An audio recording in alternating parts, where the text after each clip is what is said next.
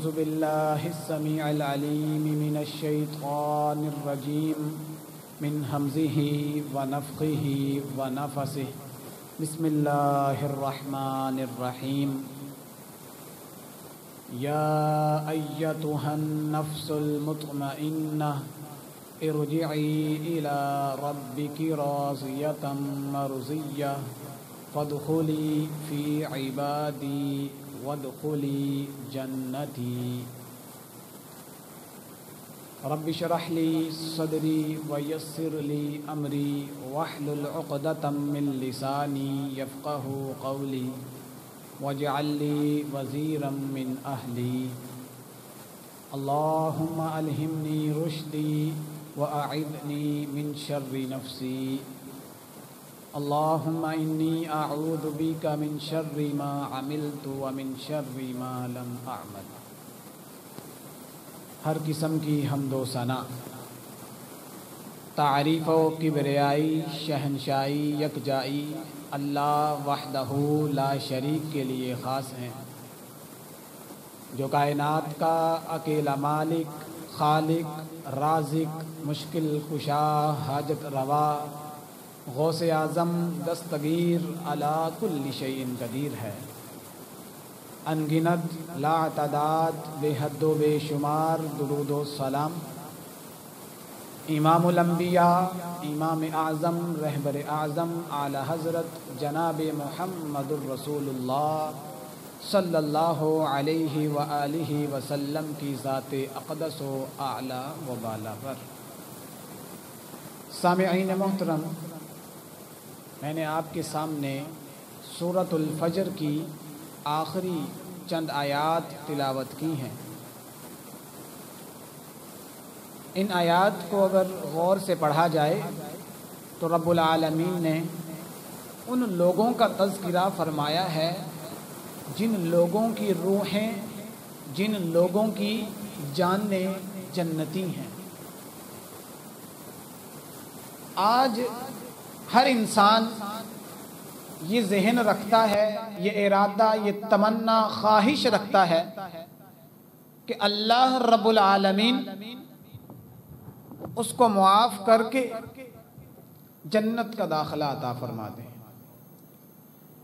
کوئی بندہ چوری کرنے والا ہو، کوئی بندہ ڈاکہ ڈالنے والا یا کوئی اور گناہ کرنے والا ہو، مسلمان ذہن میں اللہ کے بارے میں یہ امید رکھتا ہے کہ اللہ مجھے معاف کر دے گا اور اللہ مجھے جنت کا داخلہ دے دے گا۔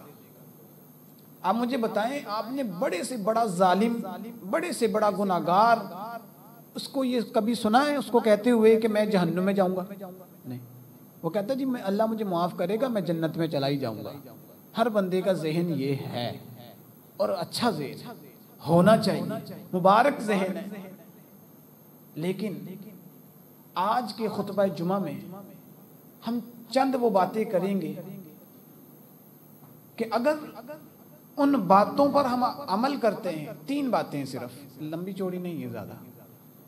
عقیدہ توحید ہو، عقیدہ اگر مضبوط ہے، عقیدہ توحید ہو، عقیدہ رسالت اور ختم نبوت مضبوط ہو، انسان رافضیت اور ناسبیت سے پاک ہے، عقائد میں اگر خرابی نہیں ہے نا اس کے، اور تین وہ کام کرتا ہے، تین صفات اس میں پائی جاتی ہیں، تو میں نہیں کہتا، محمد الرسول اللہ صلی اللہ علیہ وسلم کا سچا فرمان ہے کہ یہاں سے اس بندے کی جان نکالی جائے گی، روح قبض کی جائے گی، وہاں سے جنت کا داخلہ مل جائے گا۔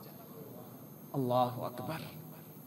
اب پہلے یہ غور کرتے ہیں کہ اللہ رب العالمین نے سورۃ الفجر کی آخری آیات میں فرمایا گیا ہے، فرمایا یا ایتھا النفس المطمئنہ، اے اطمینان والی جان، اے اطمینان والی روح، ارجعی الی ربک راضیۃ مرضیہ، لوٹ آ اپنے رب کی طرف اس حال میں کہ تو پسند کی گئی ہے اور تو اللہ سے راضی ہے۔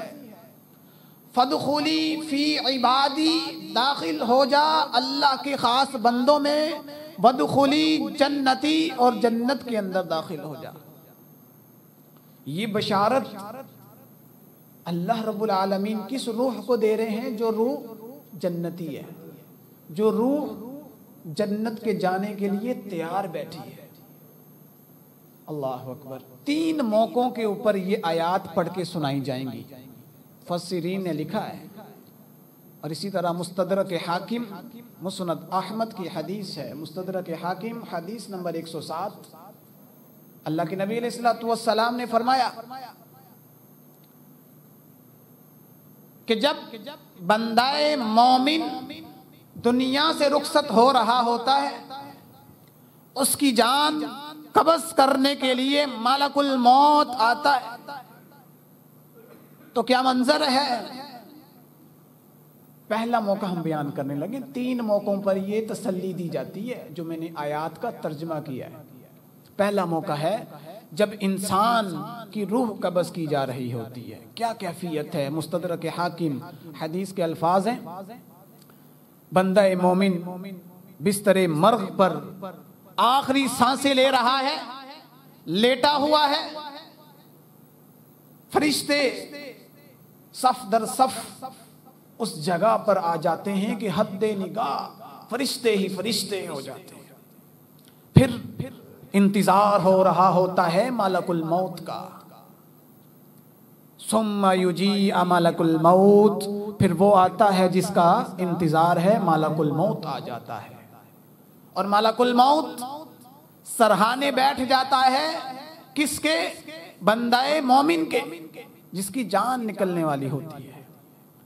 ملک الموت دائیں بائیں دیکھتا ہے، فرشتوں کی فہرست لگی ہوئی ہے، صفیں لگی ہوئی ہیں، اتنے فرشتے ارد گرد، ان فرشتوں کے ہاتھوں میں جنت کی خوشبو اور جنت کا کفن ہے۔ پھر ملک الموت اس شخص سے مخاطب ہوتا ہے جس کی جان نکل رہی ہے۔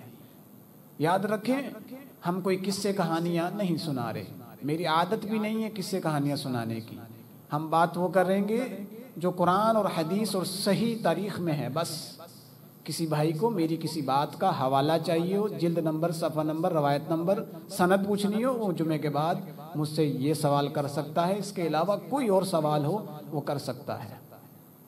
خیر،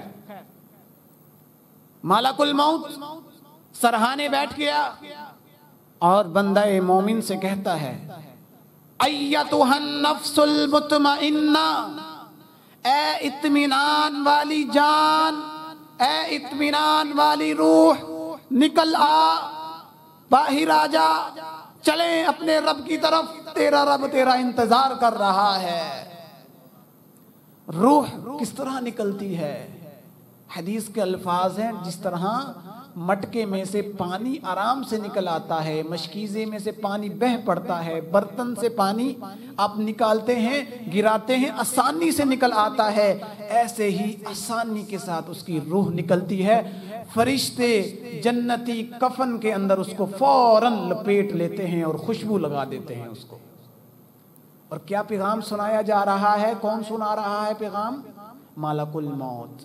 اب ہمارے کدھر اشکال پایا جاتا ہے کہ ملک الموت کا نام عزرائیل ہے، ہماری کتابوں میں اکثر اسلامیات کی یا اس طرح دیگر۔ آپ یاد رکھیں، میری تحقیق کے مطابق اور ہمارے اساتذہ علامہ شیخ غلام مصطفیٰ ظہیر امن پوری اور دیگر ہمارے اساتذہ کرام حفظہم اللہ اجمعین، ان کی تحقیق کے مطابق لفظ عزرائیل ملک الموت کا نام نہیں ہے۔ ملک الموت کا نام نہ لفظ عزرائیل آپ کو قرآن کی کسی آیت میں ملے گا، نہ ہی لفظ عزرائیل کسی صحیح مرفوع یا موقوف حدیث میں ملے گا۔ یہ بعد میں علماء کرام نے بنی اسرائیلی روایات، جو پہلی روایات تھیں یہود و نصارہ کی، ان میں موت کے فرشتے کو عزرائیل کہا جاتا ہے، تو انہوں نے عزرائیل مشہور کر دیا، اور ہمیں بھی یہی پتا ہے کہ عزرائیل موت کے فرشتے کا نام ہے، حالانکہ عزرائیل فرشتے کا نام نہیں ہے۔ 3 فرشتوں کا نام تو قرآن و سنت سے ثابت ہے، جبریل علیہ السلام، میکائیل علیہ السلام اور اسرافیل علیہ السلام۔ ان کے نام تو احادیث اور قرآن کی آیات میں مل جاتے ہیں، لیکن موت کے فرشتے کو صرف ملک الموت ہی کہا جاتا ہے۔ سورۃ السجدہ آیت نمبر 11 رب العالمین نے فرمایا قل یتوفاکم ملک الموت الذی وکل بکم، کہہ دو انہیں کہ ان کی جانیں قبض کرنے کے لیے ملک الموت آئے گا. تو وہاں لفظ کیا ذکر ہوا ہے؟ ملک الموت کا. آیت قرآن کی سورۃ السجدہ آیت نمبر 11 چیک کر سکتے ہیں. اور حدیث مستدرک حاکم حدیث نمبر 107 اس میں بھی کیا الفاظ موجود ہیں کہ ملک الموت کہاں بیٹھتا ہے؟ مومن کے سرہانے. تو بات کیا معلوم ہوئی کہ موت کے فرشتے کا نام اسرائیل نہیں ہے. یہ ایک مشہور بات ہے. موت کے فرشتے کو ملک الموت کہتے ہیں. باقی 3 فرشتوں کے نام ثابت ہیں، جبریل، اسرافیل، میکائیل اور ملک الموت. یہ 4 مشہور فرشتے ہیں. اللہ کے فرشتے تو اور بھی بہت ہیں. خیر، ضمناً بات آئی تو میں نے ذکر کر دی. پہلا مقام جب ملک الموت فرشتہ روح قبض کرنے کے لیے آئے گا تو یہ خوشخبری سنائے گا، اے اطمینان والی جان، آ اپنے رب کی طرف، اللہ تجھے بلا رہا ہے، جا کے اللہ کے بندوں میں داخل ہو جا اور اللہ کی جنت میں چلی جا. دوسرا مقام، آپ قیامت کا دن ہوگا، آپ اور میں جب قبر سے اٹھائے جائیں گے، جو لوگ مومن ہوں گے تب اعلان کیا جائے گا، یا ایتھا النفس المطمئنہ، آؤ مومنوں اٹھو قبروں سے، چلو اپنے رب کی طرف، اس حال میں کہ تم پسند کیے گئے ہو اور تم اللہ سے راضی ہو، اور اللہ کے بندوں میں داخل ہو جاؤ اور جنت میں داخل ہو جاؤ. دوسرا مقام کون سا ہے؟ جب قبر سے اٹھایا جائے گا تو یہ آیات مومن کو سنا کر دلاسا دلایا جائے گا. تیسرا مقام، جب یہ آیات پڑھ کے سنائی جائیں گی، مومن کو دلاسا دلایا جائے گا، وہ مقام ہے کہ جب اللہ رب العالمین کی عدالت میں انسان کھڑا ہوتا ہے، اللہ کی طرف سے اعلان کروایا جاتا ہے، یا ایتھا النفس المطمئنہ، اے اطمینان والی جان، اے اطمینان والی روح، لوٹ آ اپنے رب کی طرف، چل اس حال میں کہ تو راضی ہے اور اللہ تجھ سے راضی، اپنے اللہ کے بندوں میں شامل ہو کر جنت کے اندر داخل ہو جا. 3 موقع ہیں، جان قبض کرتے وقت، قیامت کے دن جب حشر کا میدان لگے گا، قبر سے نکلتے وقت، تیسرا مقام اللہ کی عدالت میں کھڑے ہو کر. اللہ اکبر. آپ اور میں یہ چاہتے ہیں کہ ہمیں بھی انہی الفاظ سے بلایا جائے. آپ اور میں چاہتے ہیں کہ اللہ بھی ہمیں ان 3 موقعوں پر فرشتوں کے ذریعے یہ پیغام دلوائے، آؤ میں تم سے راضی. ہم تو صبح شام کے اذکار پڑھتے، کیا کہتے ہیں؟ رضیت باللہ ربا وبالاسلام دینا وبمحمد رسولا صلی اللہ علیہ وسلم. ہم صبح شام یہ اذکار پڑھتے ہیں، وبمحمد النبیہ کے بھی الفاظ ہیں. ہم دن رات کہہ رہے ہیں اللہ ہم تجھ سے راضی، تجھ سے راضی. کیا ہی بات ہے، میرا رب کہے میں تم سے بھی راضی ہو گیا.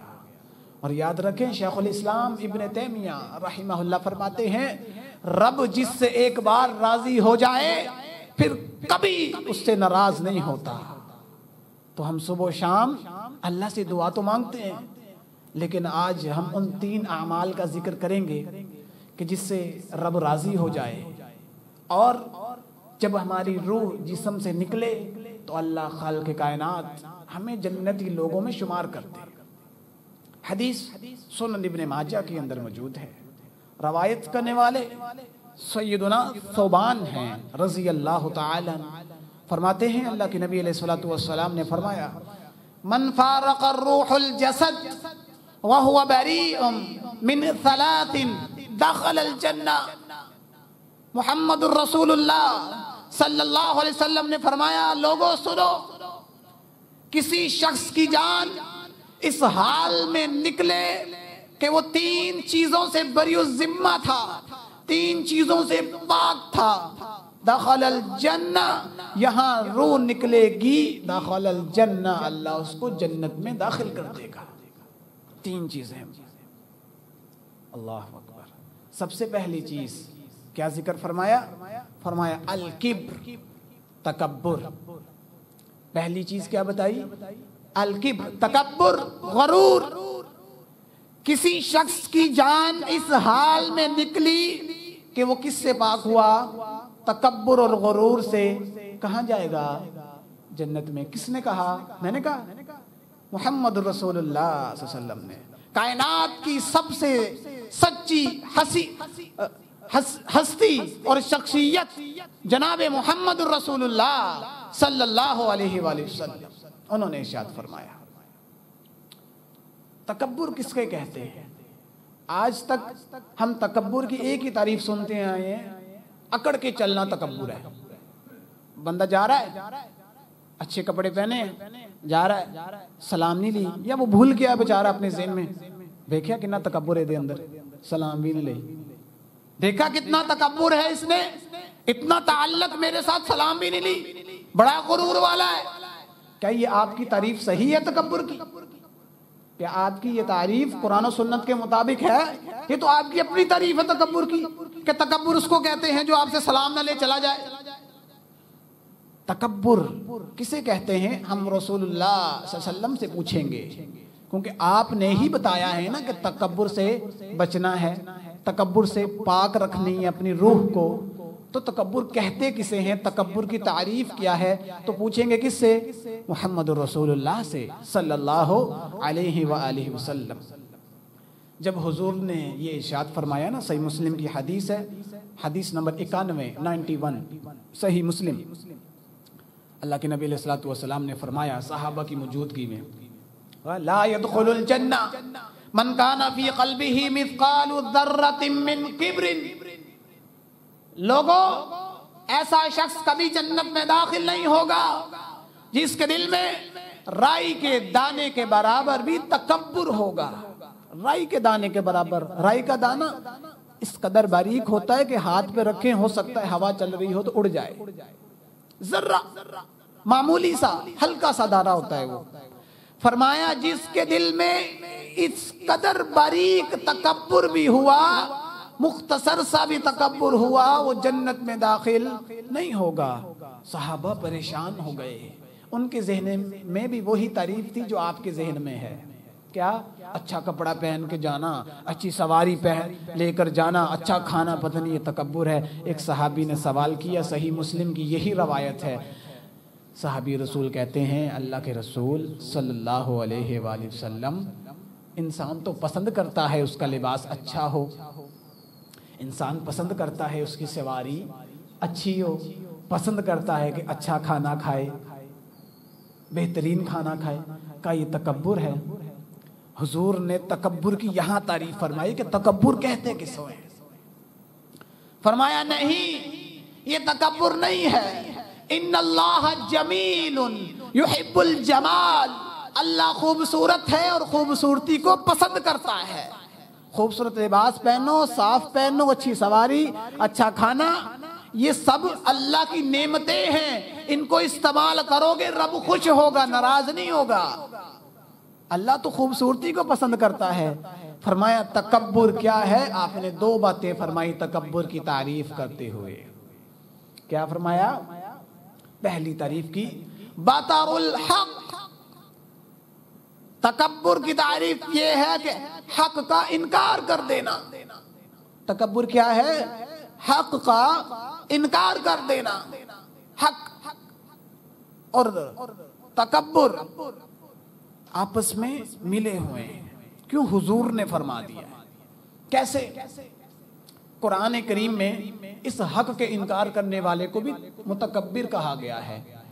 قرآن کریم ہے، سورہ عنکبوت ہے، آیت نمبر 39 ہے۔ اللہ رب العالمین نے 3 لوگوں کا ذکر کرتے ہوئے فرمایا، کہا کہ میرا موسیٰ قارون، فرعون اور حامان کے پاس گیا، فاستکبروا فی الارض، انہوں نے کیا کیا؟ تکبر کیا زمین میں۔ کون گئے؟ موسیٰ علیہ السلام کن کے پاس؟ فرعون، حامان اور قارون کے پاس، ان تینوں کے پاس گئے، حق لے کر گئے۔ اللہ اکبر! ان تینوں نے کیا کیا؟ ان کا انکار۔ سورۃ المؤمن آیت نمبر 23، آیت نمبر 24، اس میں رب العالمین نے فرمایا ہے کہ میرا موسیٰ واضح نشانیاں، دلائل نبوت کی جو اللہ رب العالمین نے براہین ان کو عطا کیے تھے، معجزے عطا کیے تھے، وہ سب لے کر ان تینوں کے پاس گیا، لیکن ان تینوں نے میرے موسیٰ کو جھوٹا کہا اور جادوگر کہا۔ انہوں نے موسیٰ کو کیا کہا؟ جھوٹا اور جادوگر، انکار کر دیا موسیٰ کا۔ موسیٰ کے دو پیغام تھے، ایک پیغام توحید، دوسرا پیغام رسالت۔ جو ان دونوں کا انکار کرتا ہے وہ متکبر ہوا کرتا ہے۔ کس نے کہا؟ محمد الرسول اللہ صلی اللہ علیہ وسلم نے، کہ حق کا انکار کرنے والا متکبر ہے۔ اور اس چیز کی وضاحت کر دوں میں، آپ کے ذہن میں آئے گی انہوں نے کس توحید کا انکار کیا، کس رسالت کا؟ پہلے توحید پر بات کر لیتے ہیں۔ فرعون اور حامان، یہ دونوں کون تھے؟ یہ دونوں موسیٰ علیہ السلام کے دور میں فرعون بادشاہ تھا مصر کا، اور حامان وزیر تھا۔ امام ابن کثیر رحمہ اللہ نے اپنی کتاب القصص صفحہ 75 سے لے کر 82 تک ہارون، قارون، فرعون اور حامان ان کا تذکرہ فرمایا، اور موسیٰ علیہ السلام اور ہارون علیہ السلام ان دونوں کا تذکرہ فرمایا۔ کس نے؟ امام ابن کثیر رحمہ اللہ نے۔ تو اس میں امام ابن کثیر رحمہ اللہ لکھتے ہیں کہ فرعون مصر کا بادشاہ تھا اور حامان اس کا وزیر تھا۔ جب موسیٰ علیہ السلام اللہ کی توحید کا پیغام لے کر گئے، کہنے گئے کہ اللہ ہی رب ہے، تو کیا کہا فرعون نے؟ یہ حامان تھا نا جو وزیر فرعون کا، یہ الٹے مشورے دیتا تھا، الٹے مشورے کہ بھئی آپ تو رب ہیں۔ فرعون کو کہتا تھا آپ رب ہیں، آپ جیسا رب ہی کوئی نہیں۔ انا للہ و انا الیہ راجعون۔ تو یہ دونوں کس چیز کے منکر تھے؟ کس کا انکار کرنے والے تھے؟ توحید کا۔ کیا کہا فرعون نے؟ قرآن کریم ہے سورۃ النازعات آیت نمبر 24، اللہ رب العالمین نے کہا، فرعون نے کہا انا ربکم الاعلی، میں تو سب سے اعلیٰ رب ہوں۔ کس نے کہا تھا یہ؟ فرعون نے۔ کس کا انکار کیا؟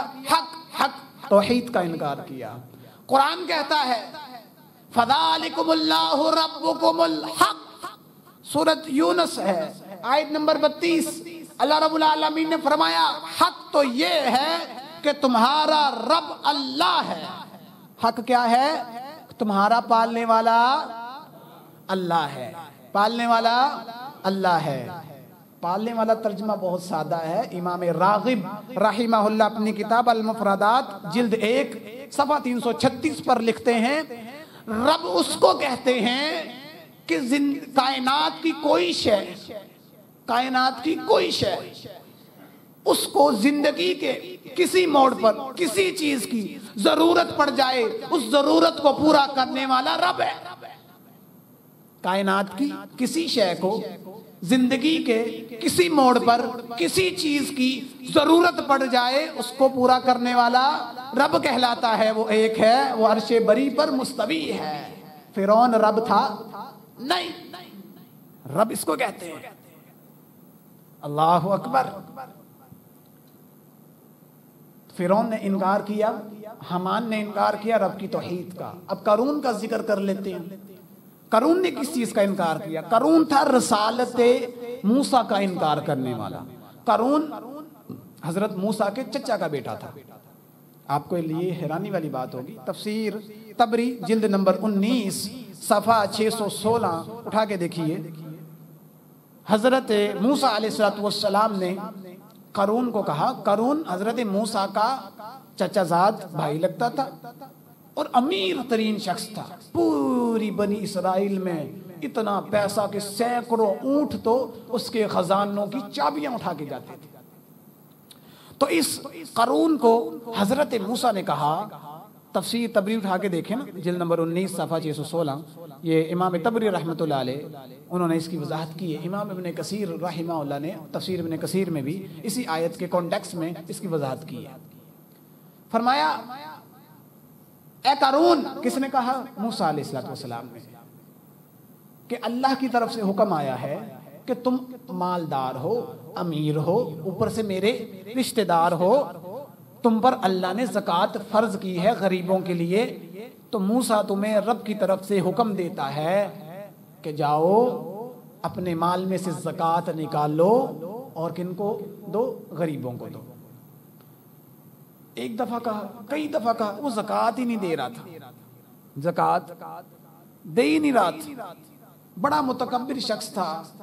امام ابن طبری رحمۃ اللہ علیہ لکھتے ہیں کہ ایک بلشت اس کی شلوار ٹخنوں سے نیچے ہوتی تھی، ایک بلشت شلوار وہ لٹکا کے چلتا تھا، اس قدر اس کے اندر تکبر اور غرور تھا، اور لوگوں کو، غریبوں کو حقیر سمجھتا تھا۔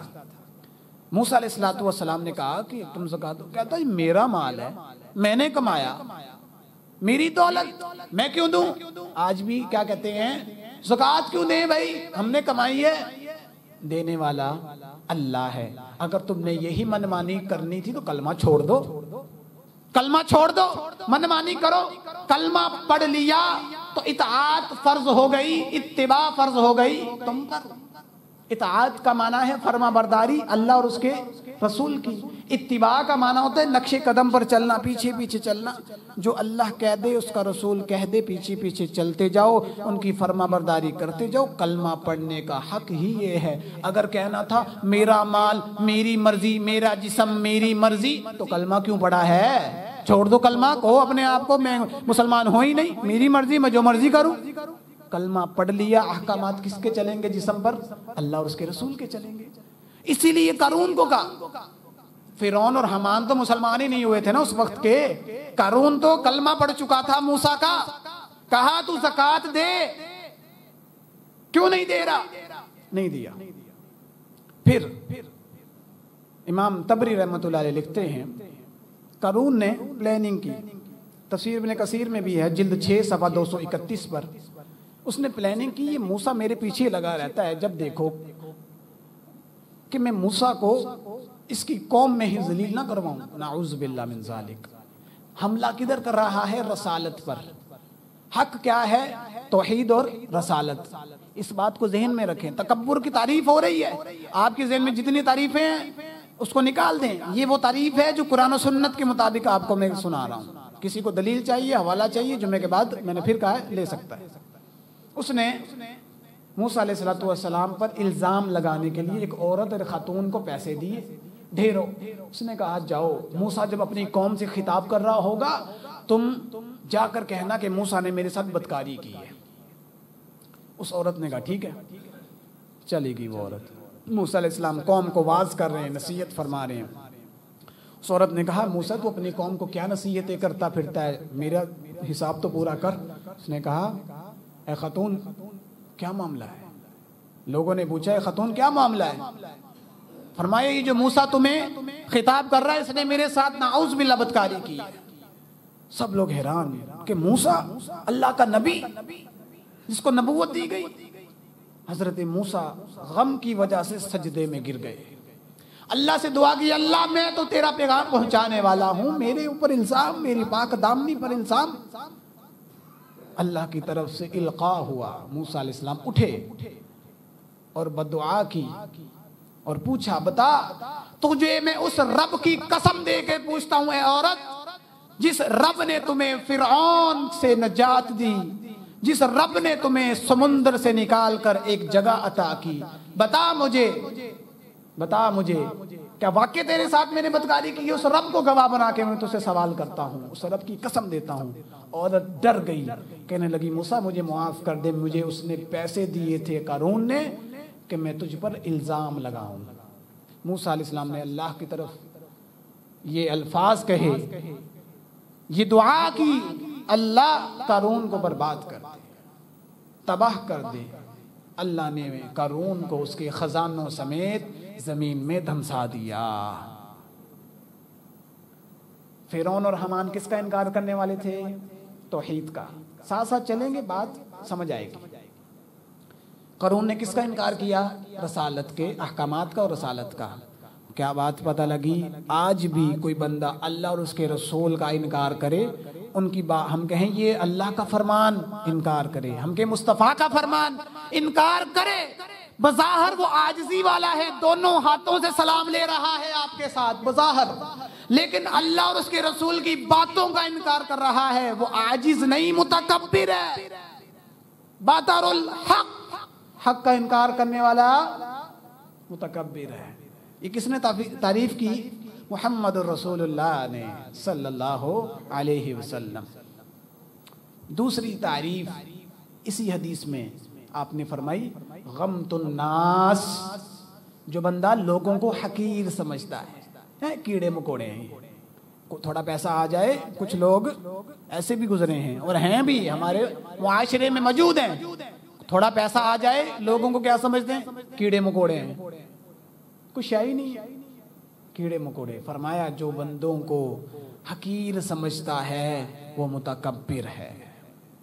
آج کئی لوگ دیکھنے کو ملتے ہیں سلام لینا گوارا نہیں کرتے، وہی رشتہ دار جن کے ساتھ بچپن گزارا، وہی کزن، وہی چچا زاد، خالہ زاد، ماموں زاد، پیسے آیا منہ پھیر لیا، چچا کا بیٹا پریشان ہے سلام تک نہیں لینا، پیسے ہیں کیا، یہ کیا ہے، غریب لوگ ہمارے گھر آ جاتے ہیں، بھائی تو بھی غریب تھا، عطا کرنے والا وہ رب، رات تو سو صبح رب تجھے خالی کرنے پر قادر ہے، رب کے لیے مشکل نہیں۔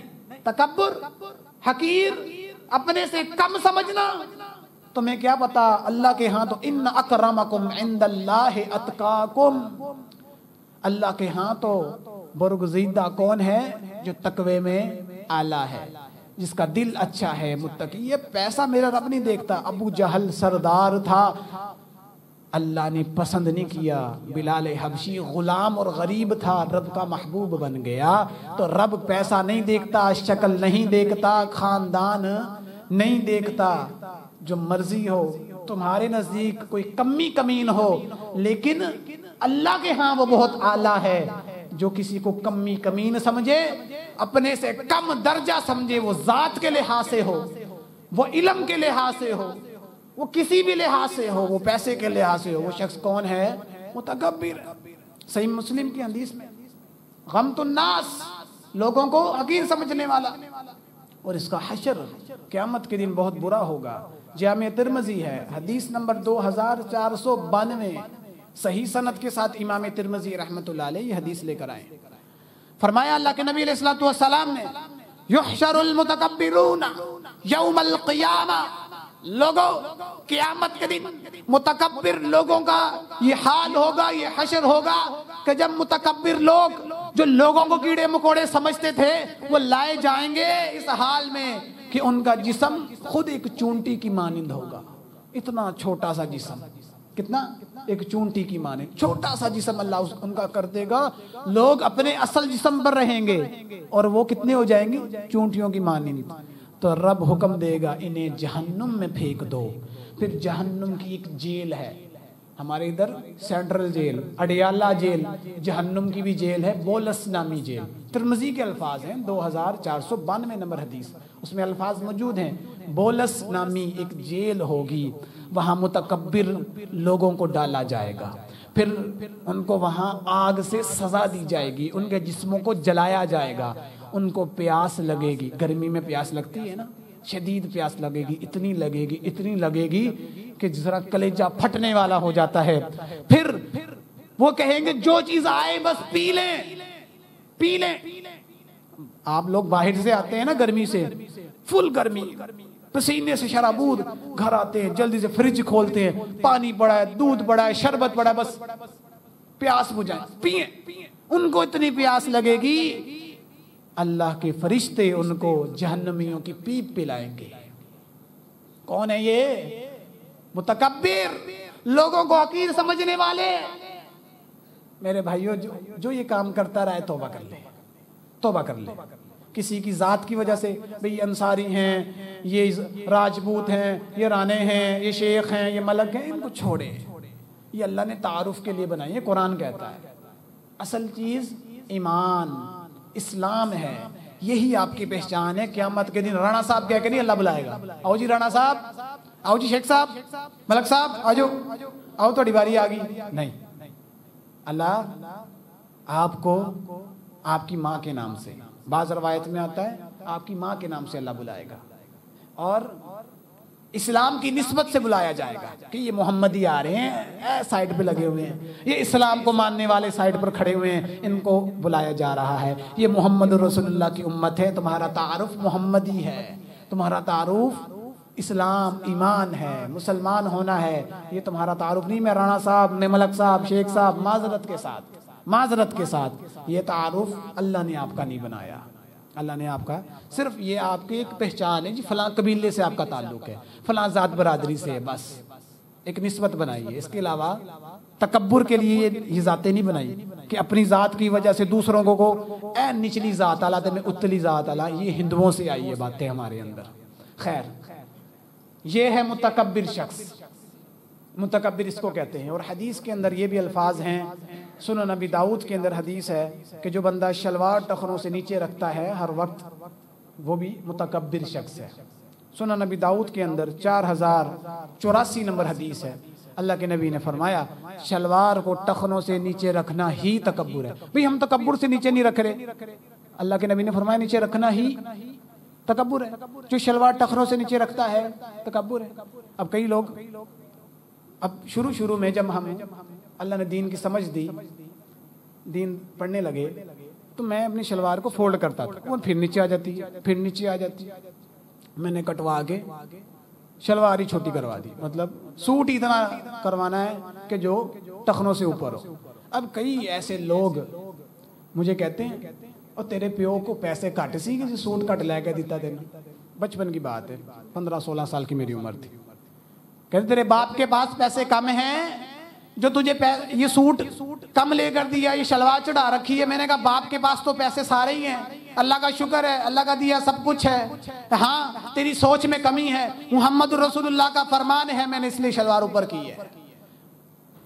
میں نے کہا میرے باپ کے پیسے حرام کے نہیں ہیں کہ جو اللہ کے نبی کی حدیث کی مخالفت میں پیسے لگاتا پھروں، ہزاروں کا بھی سوٹ ہے، شلوار ٹخنوں سے اوپر ہے۔ حضور کا فرمان کہ شلوار ٹخنوں سے نیچے رکھنے والا متکبر ہے، اور جس طرح میں نے بتایا قارون شلوار ٹخنوں سے نیچے رکھتا تھا، اس کو اللہ نے کیا کہا؟ متکبر۔ اس کے اوپر بڑی وضاحت ہے، شلوار کے اوپر کیوں رکھنی چاہیے، کیا وجہ ہے، کیا حکمتیں ہیں، اس کو سکپ کرتے ہیں، کبھی زندگی رہی تو بیان کریں گے، آگے چلتے ہیں۔ 3 باتیں بیان کر رہا تھا میں، جس کی روح 3 چیزوں سے پاک ہوئی وہ جنت میں جائے گا، جسم روح سے نکلی داخلہ جنت میں۔ پہلا شخص تکبر سے پاک، دوسرا والغلول، ایسا شخص جو خیانت سے پاک ہو، خیانت نہیں کرتا۔ خیانت کس کو کہتے ہیں؟ کسی کا مال، کسی کی کوئی چیز ہو، آپ اس میں تصرف کریں اپنی مرضی کے مطابق، تبدیلی کر دیں، چینجنگ کر دیں، خیانت ہے۔ آج تک ہم علماء سے زیادہ تر یہی سنتے ہیں نا کہ مال میں تصرف نہیں کرنا، کوئی چیز امانت رکھوا کے جائے اس کو ویسے واپس کرنی ہے، اس میں کمی نہیں کرنی۔ ہم اس کو کیا کہتے ہیں؟ امانت داری کہتے ہیں، جو کرتا ہے اس کو خیانت دار کہتے ہیں۔ یاد رکھیں صرف یہی خیانت نہیں ہے، باتوں میں بھی خیانت ہے۔ آپ کو کوئی راز کی بات بتائے نا، آپ ساری دنیا کو بتا دیں، آپ بھی خیانت کر رہے ہیں۔ میں نہیں کہتا، صحیح مسلم کی حدیث ہے 1437 حدیث، اللہ کے نبی علیہ الصلوۃ والسلام نے فرمایا ان من اعظم الامانہ عند اللہ کے ہاں سب سے بڑی امانت تو یہ ہے کہ باتوں کا پاس رکھا جائے، پرائیویسی رکھی جائے۔ میاں بیوی آپس میں کوئی پرسنل بات کریں، کوئی بھی ہو، بیوی شیئر کر دیتی ہے اپنے سسرال میں، اپنے میکے میں، اپنے گھر والوں سے، باہر پرائیویسی نہیں رکھ رہی۔ شوہر نے مشورہ کیا یار ہم یہ کاروبار کرنے لگے، یہ کام، بیوی کے پیٹ میں بات نہیں ساری جگہ، بیوی نے شوہر سے کی، شوہر کے پیٹ میں بات نہیں ساری جگہ۔ اللہ کہتا ہے کہ سب سے بڑی امانت یہ ہے اللہ کے ہاں کہ تم باتوں کی پاسداری کرو، باتوں کو راز میں رکھو جو تم سے کی جاتی ہیں۔ یہ بھی خیانت ہے۔ آج دیکھ لیں یہاں بھائی صاحب کسی سے مشورہ کریں یار مسجد کے بارے میں، یار یہ مسئلہ ایسے ہے، ہم اس کو ایسے نہ کر لیں، ساری دنیا میں بات پھیلا دی، بھی مسجد اے ہون لگا وا، تم سے مشورہ کیا، بات کی، پرائیویٹ بات تھی، اگر اس کو پبلک کرنا ہو، لوگوں کو بتانی ہوگی تو بتا دیں گے بعد میں، ہمارے لوگ کیا کرتے ہیں، باتوں کو پیٹ میں نہیں رکھتے، معذرت کے ساتھ مرد اور عورت تقریباً یہ ایک ہی ذہن بنتا جا رہا ہے ان کا، پیٹ میں باتیں رہتی نہیں، یہ کیا ہے؟ خیانت ہے یہ بھی۔ تو اللہ کے نبی کا کیا فرمان ہے کہ جو بندہ 3 چیزوں سے پاک اس دنیا سے گیا، تکبر سے پاک، خیانت سے پاک، کہاں جائے گا؟ جنت میں۔ روح نکلی کہاں جائے گا؟ جنت میں۔ ہمارے پاس نا، ہم دارالافتاء میں بیٹھتے ہیں، ریسرچنگ کا کام ہے، فتوے دینے کا کام ہے، مفتی کی ذمہ داری ہے۔ تو لوگ نا جب کیس لے کے آتے ہیں نا طلاق کے، ہمارے پاس ایک جگہ بیٹھے ہوئے، ایک آگے کہتا مجھے مفتی صاحب کہ نا ایسا ہوا ہے کہ میں نے اپنی بیوی کو ایک بات بتائی، وہ ابھی بتانی نہیں تھی، اس نے سارے خاندان میں بتا دی، میرا نقصان ہو گیا، اس غصے میں نے اس کو طلاق دے دی، لیکن پھر اب میں صلح کرنا چاہتا ہوں، میں نے طلاق طلاق طلاق طلاق کہہ دی۔ خیر اس کو سمجھایا، بتایا، تو وجہ کیا بات معلوم ہوئی؟ پیٹ میں بات نہیں رہی، عورت نے اپنا گھر خراب کر لیا ایک بات سے۔ تیرے خامند نے تجھے کچھ کہا ہے تو پیٹ میں رکھ، خامند کو چاہیے، بیوی نے کچھ کہا ہے تو پیٹ میں رکھے باتیں۔ یہ کیا طریقہ ہے سب کو بتاتے پھر؟ نہیں، کوئی پرائیویسی ہوتی ہے۔ پھر لوگ آ جاتے ہیں جی ہمیں فتویٰ دیں، 3 طلاقیں، ایک ہوتی ہے، یہ تو بات کے مسائل ہیں۔ اس لیے اپنے آپ کو امانت دار بنائیں۔ اللہ کے نبی کا فرمان، لا ایمان لمن لا امانت لہ، سنن القبرى للبیقی ہے۔ میرے محمد کریم کا فرمان، ایسا شخص ایمان والا ہو ہی نہیں سکتا، ہے ہی نہیں، جو امانت دار نہیں، مسلمان خیانت کرنے والا نہیں ہے۔ آج فرنٹ لسٹ پہ خصوصاً پاکستانی مسلمانوں کے بارے میں آتا ہے یہ بڑے بے ایمان ہیں، نعوذ باللہ من ذالک۔ کس کو بدنام کیا جا رہا ہے؟ اسلام کو۔ انا للہ و انا الیہ راجعون۔ آگے چلیے، مومن کون ہوتا ہے؟ ایمان والا، جس کے اندر خیانت نہ ہوئی، تکبر نہ ہوگا، کہاں جائے گا؟ جنت میں۔ آخری بات ہے، پھر بات ختم۔ والدین، اس حال میں کوئی شخص دنیا سے گیا کہ وہ قرض سے پاک تھا۔ قرض، اللہ اکبر۔ اللہ کے نبی علیہ الصلوۃ والسلام ہر وقت دعائیں کرتے، ہر وقت دعائیں کرتے۔ نماز میں بھی یہ دعا ہے نا، اللہم انی اعوذ بک من المأثم والمغرم، یا اللہ میں گناہوں کی بوجھ سے اور قرض سے تیری پناہ مانگتا ہوں۔ سنن نسائی کی حدیث ہے، اللہ کے نبی علیہ الصلوۃ والسلام سے سوال کیا گیا، اللہ کے نبی آپ اتنی قرض سے بچنے کی دعائیں، اتنی دعائیں مانگتے ہیں، کیا وجہ؟ اللہ کے رسول فرمایا کہ جب انسان قرض لیتا ہے تو جھوٹ بھی بولتا ہے اور وعدہ خلافی بھی کرتا ہے۔ آپ اتنی پناہ مانگتے تھے قرض سے۔ اور یاد رکھیں، صحیح بخاری کی حدیث ہے، 2387 نمبر حدیث، اللہ کے نبی نے فرمایا کہ جو بندہ اس نیت سے کسی کا قرض لیتا ہے کہ میں نے اس کو واپس نہیں کرنا، کس نیت سے لیتا ہے؟ کہ میں نے اس کو واپس نہیں کرنا قرض، اتلفہ اللہ، میرے پیغمبر نے کہا میری بد دعا ہے اللہ اس کو برباد کر دے۔ بخاری کی حدیث۔ ہم بہت سے لوگ ہمارے ایسے ہیں، یہ میرے قابو نہیں آ رہا، یہ بندہ، اس سے میں ذرا پیسے تو ادھار لوں، پھر میرے داڑھ تھلے آنا ہے، پھر میرے نیچے آئے گا یہ، پھر میں اس کو بتاؤں گا، ذلیل کر کے اس کے پیسے لٹاؤں گا۔ پیسے بھی اس کے، ذلیل بھی تم کرو، اور نیت کیا رکھو؟ پیسے لٹانے نہیں، میرے مصطفیٰ کی بددعا کے مستحق ہو گئے۔ میرے مصطفیٰ کی دعا بھی قیامت تک ہے اور بددعا بھی قیامت تک ہے۔ اتلفہ اللہ، فرمایا اللہ اس کو برباد کر دے۔ آج کتنے لوگ ہیں اس نیت سے قرض لیتے ہیں؟ اللہ اکبر۔ ہاں ضرورت پڑ جاتی ہے قرض لینے کی، انسان ہے لے سکتا ہے، کوئی حرج والی بات نہیں۔ اللہ کے نبی علیہ الصلوۃ والسلام بھی قرض لے لیا کرتے تھے، لوٹا دیا کرتے تھے، لیکن یاد رکھیں قرض شہید کو بھی معاف نہیں ہے۔ سنن نسائی کی 4688 نمبر حدیث ہے، صحیح سند کے ساتھ حدیث ہے، اللہ کے نبی علیہ الصلوۃ والسلام نے فرمایا ایک بندہ اللہ کی راہ میں شہید کر دیا جائے لیکن اللہ اس کو جنت میں داخل نہیں کرے گا، پھر وہ اللہ اس کو زندگی دے، پھر شہید ہو، پھر بھی نہیں کرے گا، پھر زندگی دے، پھر شہید ہو، پھر بھی جنت میں داخل نہیں کرے گا۔ فرمایا اللہ کے نبی کیوں؟ وجہ کیا ہے؟ فرمایا ما دخل الجنہ ان یقضى عنہ دینہ، جب تک اس کا قرض ادا نہ کر دیا جائے وہ جنت میں نہیں جائے گا۔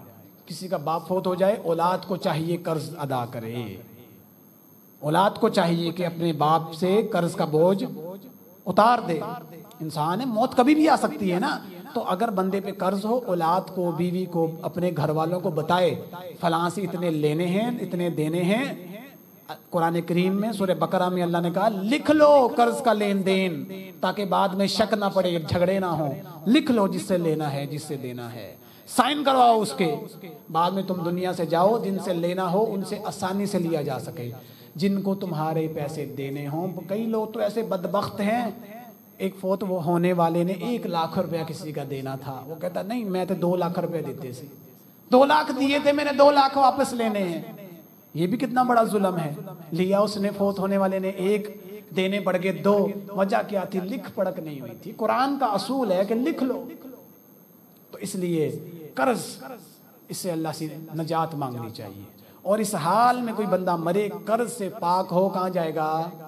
جنت میں جائے گا۔ آخری بات اور میری بات ختم، اللہ کے نبی علیہ الصلوۃ والسلام نے فرمایا ہے، حدیث ہے، مسند احمد کے اندر بھی حدیث ہے، سلسلۃ الصحیحہ میں بھی حدیث، صحیح الترغیب کے اندر بھی حدیث ہے کہ ایک بندہ کسی سے قرض لیتا ہے نا، کیا لیتا ہے؟ قرض لے، 1 مہینے کا ٹائم دیا ہے، قرض لے لیا، 1 مہینے بعد جس نے قرض دیا ہے وہ جاتا ہے جی میرے پیسے لوٹا دو، وہ کہتا ہے جی مجھے 10 دن مہلت دے دیں، آپ کا 1,00,000 میں نے لیا ہے، مجھے 10 دن مہلت دے دیں۔ اللہ کے نبی نے فرمایا کوئی بندہ کسی کو مہلت دیتا ہے، اللہ جتنا اس نے قرض دیا ہے اس کے برابر اس کو صدقے کا اجر عطا کرتا ہے۔ 10 دن آپ نے مہلت دی نا کسی کو، صحیح حدیث ہے، 10 دن مہلت دی، ہر روز 1,00,000 روپیہ صدقہ کرنے کا اجر۔ 1,00,000 دیا تھا تو 1,00,000 صدقہ کرنے کا اجر۔ کر سکتے ہیں 1,00,000 ویسے؟ آج کل تو پریشانی اتنی ہے، مہنگائی اتنی ہے، اتنا صدقہ مالدار لوگ کرتے ہیں، نارمل مڈل کلاس لوگوں سے نہیں ہوتا، چند 100 200 500 1000۔ لیکن کسی کو قرض بندہ دیتا ہے اس نیت سے کہ مجھے لوٹائے گا، آپ اس کو مہلت دیں گے، جتنے دن مہلت دیں گے اتنا صدقہ کرنے کا اجر، پھر آخر میں پیسے تو آپ کے پاس پھر آ جانے ہیں واپس۔ اللہ، یہ دین کی آسانیاں ہیں۔ آج کا سبق یاد کر لیں، تکبر سے پاک رہنا ہے اپنے آپ کو انشاءاللہ۔ تکبر کی تعریف میں نے کر دی ہے، کیمرے سے ریکارڈنگ ہو گئی، ویڈیو بھی سن لیجئے گا، حوالے جو پڑھے ہیں ان کو چیک بھی کر لیجئے گا، ادھر ادھر وہ بات موجود ہوگی۔ دوسری بات خیانت سے، تیسری بات قرض سے پاک رکھنا ہے۔ اگر بالفرض قرض ہے تو اپنے گھر والوں کو بتائیں کہ میں اگر مر جاؤں اس حالت میں تو قرض دے دینا، قرض دو گے تو میرا جنت میں داخلہ ہوگا۔ تو اللہ سے دعا ہے اللہ ہمیں ان تینوں عیبوں سے پاک رکھے، اللہ ہماری زندگی کو خوبصورت بنا دے، اللہ ہمیں ہمیشہ اپنا محتاج رکھے، لوگوں کی محتاجی سے اللہ ہماری حفاظت فرمائے۔ سبحان ربک رب العزت عما یصفون وسلام علی المرسلین والحمد للہ رب العالمین۔